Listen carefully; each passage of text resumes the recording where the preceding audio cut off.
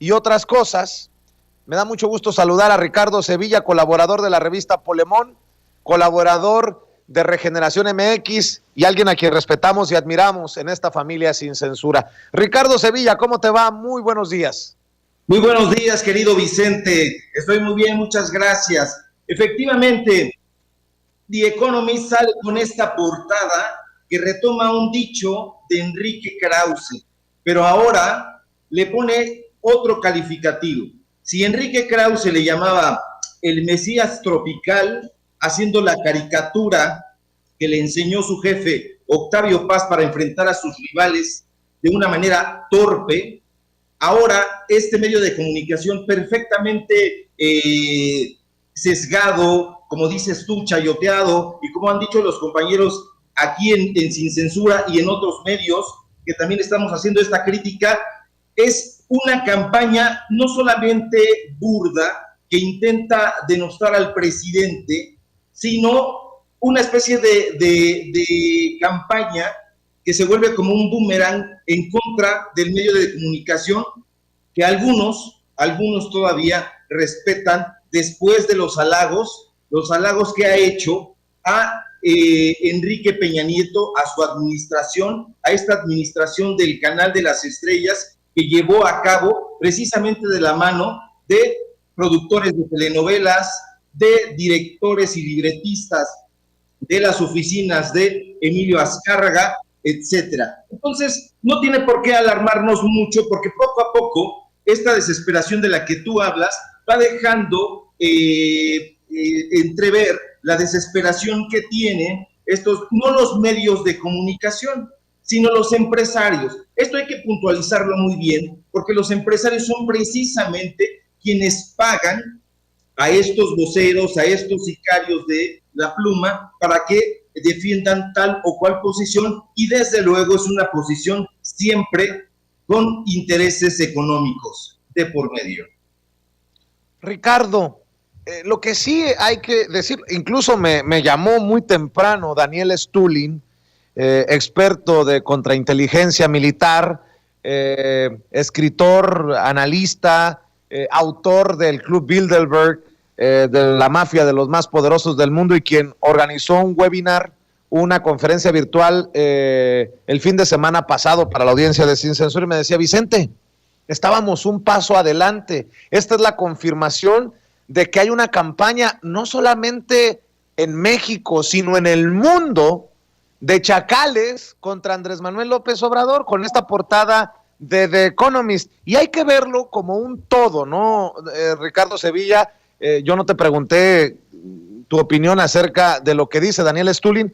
Te ofrezco una disculpa, pero lo menciono porque desde nuestras trincheras cada uno hemos hablado de esta guerra híbrida, de estas intentonas por desacreditar, por ridiculizar, por manchar al presidente Andrés Manuel López Obrador.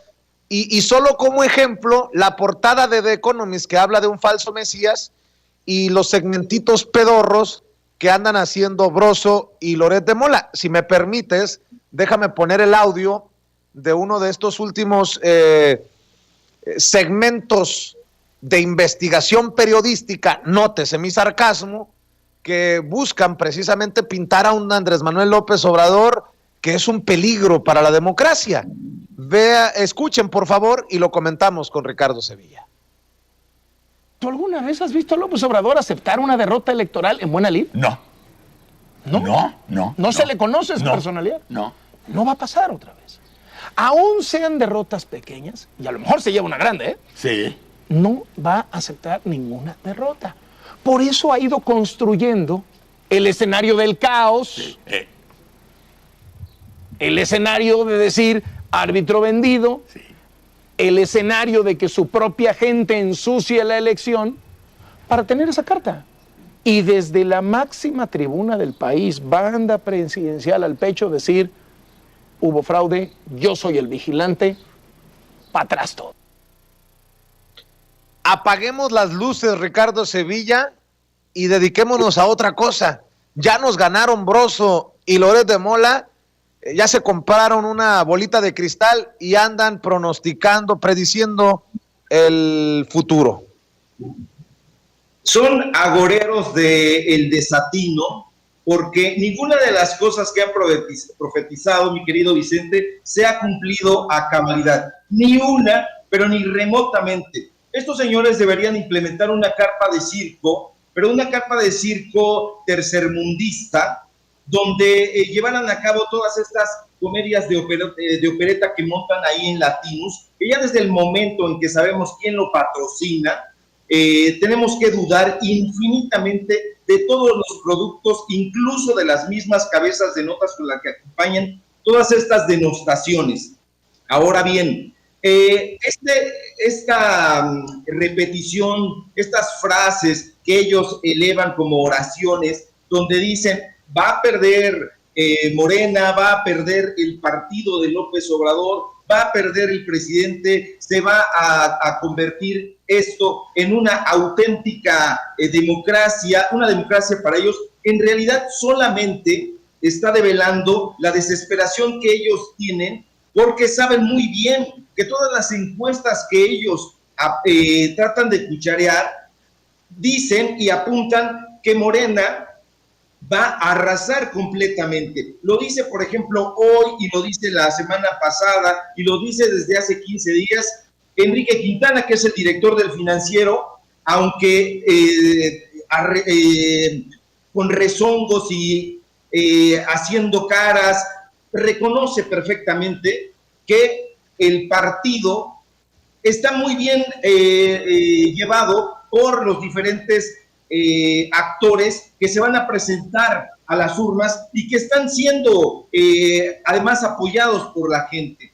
Entonces es muy importante que nosotros, como decíamos la semana pasada, como decíamos ayer, llamemos a la reflexión, pero a la gente que critique, que escuche perfectamente todas estas significaciones de este par de payasos, de actores, y que evalúe los datos duros. Es muy importante que la gente tenga a la mano los datos duros, porque a través de los datos duros nos vamos a dar cuenta de qué cosas son mentiras y que no califica AP y que no califican estos señores, estos censores como fake news, y que sin embargo estos cuates todos los días están repitiendo como si fuera un mantra. Va a perder Morena, va a perder los candidatos, el Congreso va a salir de las manos de lo que ellos suponen que el presidente tutela, y que se equivocan por completo, y tanto se equivocan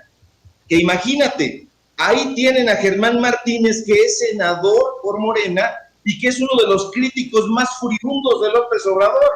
Ahí tienen a Porfirio Muñoz Ledo, que también es uno de los críticos más furibundos y quizá aviesos del presidente. Entonces, quien diga que Morena es un ente hegemónico y que el presidente lo controla y que es un dictador y que es un opresor, está diciendo puras sandeces, porque no saben absolutamente nada de lo que es una dictadura, de lo que fue Gaspar Rodríguez Francia, de lo que fue Fujimori, de lo que fue Franco, y que esos señores sí eran unos dictadores y que tienen mucho más que ver con Enrique Krause, con Héctor Aguilar Camín, con Claudio X González y toda esta élite que desde hace décadas está secuestrando la economía, las empresas, la cultura, el arte y la política.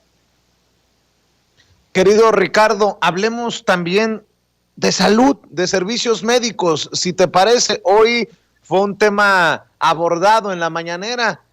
Escucho con atención tu análisis. Por supuesto, querido Vicente, y tiene que ver justamente con esto. Todo va junto con pegado.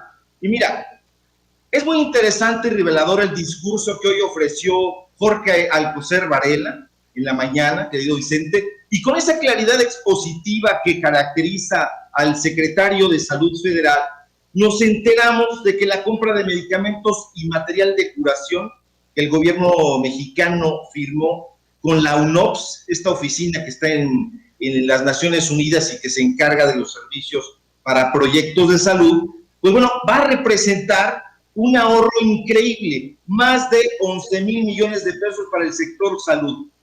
Pero fíjate, las buenas noticias infelizmente siempre vienen acompañadas de informes siniestros. Y en este caso el doctor Alcocer, en breves pero esclarecedores minutos, nos contó cómo de 2012 a 2018 se negoció y se puso en riesgo la salud de mexicanas y de mexicanos con la compra de medicamentos.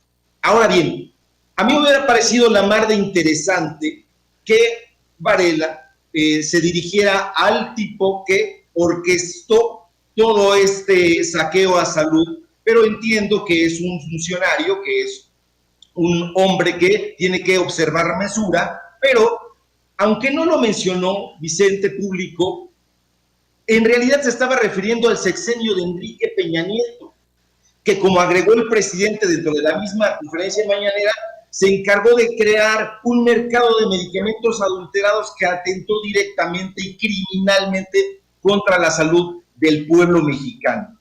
Ahora, sería muy interesante que en los medios de comunicación se abundara un poco más sobre el desvío de recursos económicos que laceró las finanzas del Instituto Mexicano del Seguro Social, precisamente durante la administración de Peña.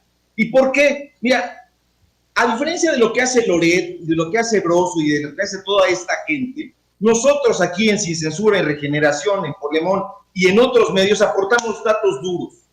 Y justo en este periodo que marca Varela, de 2014 a 2018, el IMSS contrató a 133 compañías que eran fachadas para pagarles una bonita cantidad. Ay, como no queriendo la cosa, 320 millones de pesos que debieron usarse en el imaginario para ventiladores, uniformes, material quirúrgico, y que sin embargo el SAT determinó que fueron operaciones simuladas, porque aquellas compañías no contaban ni siquiera con empleados ni infraestructura para llevar a cabo esa labor para las que Peña Nieto desvió estos fondos. ¿Y quiénes fueron los funcionarios que le ayudaron?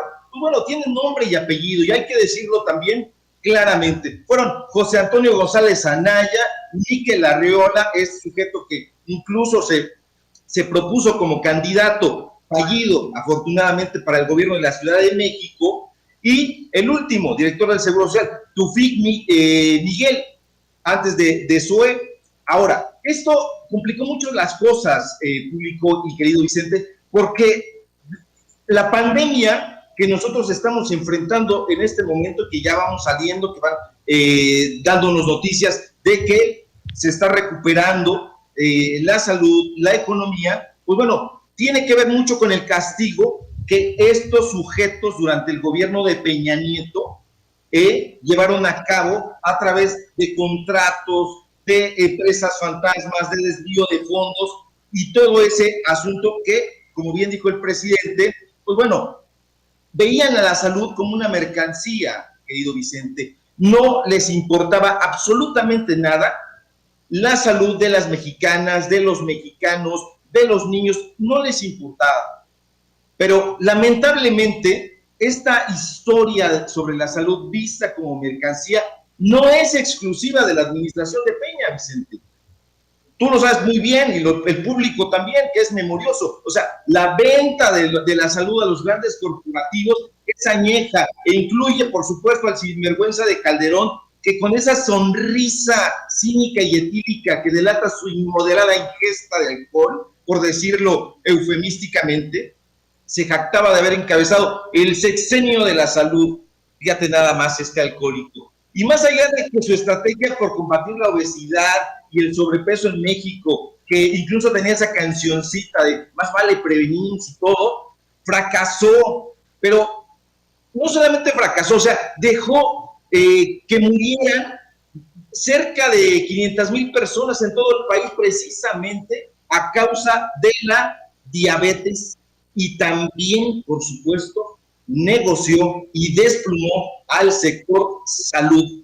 Entonces, yo hago una invitación, querido Vicente, al público que nos escucha y que nos ve, para que haga una reflexión, para que busque en las notas periodísticas, porque desafortunadamente el periodismo tiene una vigencia, según algunos, que es inmediata y después ya no importa. No, es un repositorio histórico al que hay que acudir siempre a buscar cifras, datos duros, fechas, nombres, para sustentar todas las investigaciones que apuntalen y que informen a la gente en México de quiénes eran estos canallas neoliberales, quiénes son estas élites políticas, quiénes son estas élites empresariales que han sofocado no solamente la economía del país, no solamente han impulsado el racismo, el clasismo, sino además han actuado llevando a cabo crímenes de lesa humanidad. Y hay que decirlo de esa manera,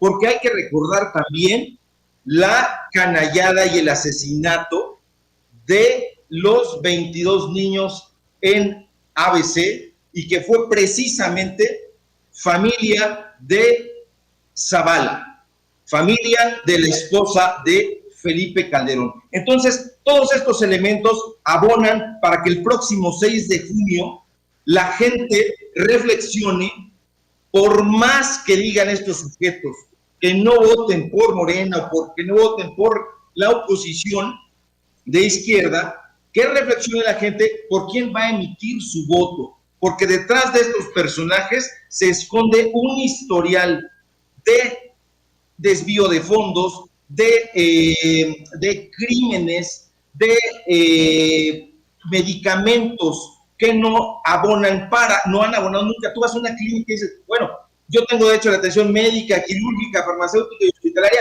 y nada te daban en ese momento. ¿Por qué? Pues porque los medicamentos los manejaban ciertas empresas que tienen que ver con el cártel de la salud. Es un cártel de la salud, y más adelante ya iremos platicando y desmenuzando a este cártel de la salud que tenía de rodillas al sector, uno de los sectores más importantes de este país, que es el sector de la seguridad social y de la salud, querido Vicente.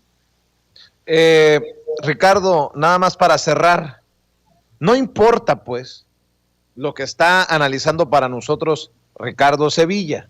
Espere a que termine mi comentario para alzar la ceja. No importa lo que digamos aquí en Sin Censura, no importa el análisis de Ricardo Sevilla, no importan los datos, no importa que el presidente Andrés Manuel López Obrador en la mañanera dijera que la compra de medicamentos era un jugoso negocio, que el secretario de Salud, Jorge Alcocer, señalara que con Enrique Peña Nieto 10 empresas, solo 10 empresas, concentraban el 80% de la compra de medicamentos. No importa que el presidente diga que se han ahorrado 11,880 millones de pesos, que representan más del 20% del presupuesto programado con la nueva política de adquisición de medicamentos que se logró en la presente administración. No importa nada de lo que le acabo de decir, porque, ¿qué dijo Lili Téllez, Ceci? Que tenía un discurso perverso el presidente Andrés Manuel López Obrador. A ver, échemelo, porque esto es importante. En momentos en que se habla de estas cosas, quedan en ridículo y exhibidos personajes como la senadora del PAN, Lili Téllez. Educada, trabajadora, con ganas de salir adelante, que no siga repercutiendo y teniendo eco este discurso perverso del presidente de la República, que le dice a la gente que no deben tener dos pares de zapatos. No hay cosa más legítima que querer ganar mejor para llevar el pan a la mesa de nuestros hijos y tener un mejor techo y una mejor educación. Y vacaciones y clases extras, sí señor, claro que sí. Un discurso perverso del presidente Andrés Manuel López Obrador. Me imagino que tu análisis también es muy perverso y lo que decimos aquí en Sin Censura es peor para la senadora. Y esto no es importante, Ricardo Sevilla. Nótese mi sarcasmo.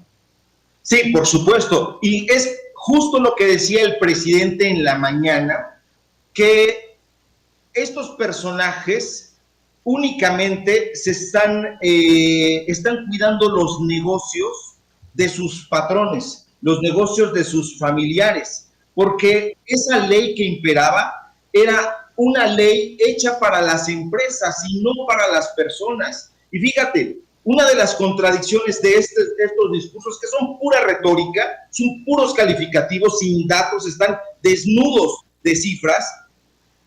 Estos señores dicen, López Obrador es un localista, López Obrador encabeza un gobierno de provincias. Y fíjate nada más, lo que acaba de informar el presidente esta mañana es que hubo que adecuar el marco jurídico de la compra y adquisición de medicamentos.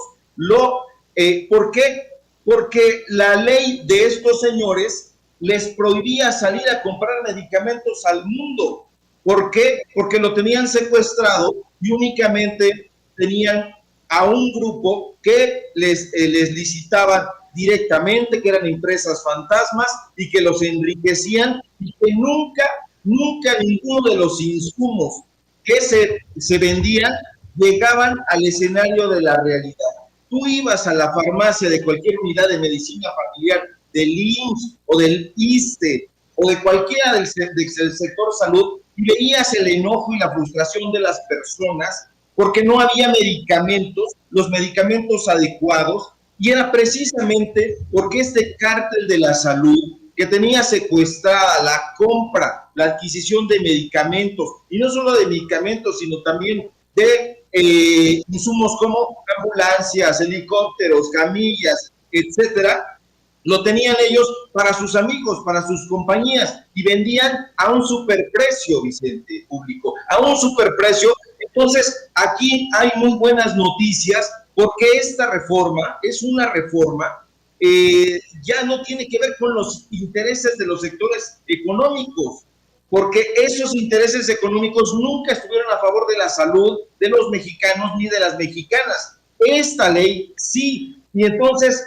estos sujetos que le entregaban formalmente las compras a esos grupos están enojadísimos y le pagan a periodistas. Hay que leer a esos periodistas para que veamos la rabia y la frustración que tienen, porque sus patrones que están detrás de estas plumas les pagan para que ataquen al sector salud, para que ataquen a Varela, para que ataquen a López-Gatell, para que ataquen a Zoe Robledo y para que ataquen a todo el sector salud, porque ya no les dan contratos, porque ya no acceden a licitaciones directas, porque ya no se protege a monopolios, querido Vicente. Entonces, es una buena noticia para el pueblo de México.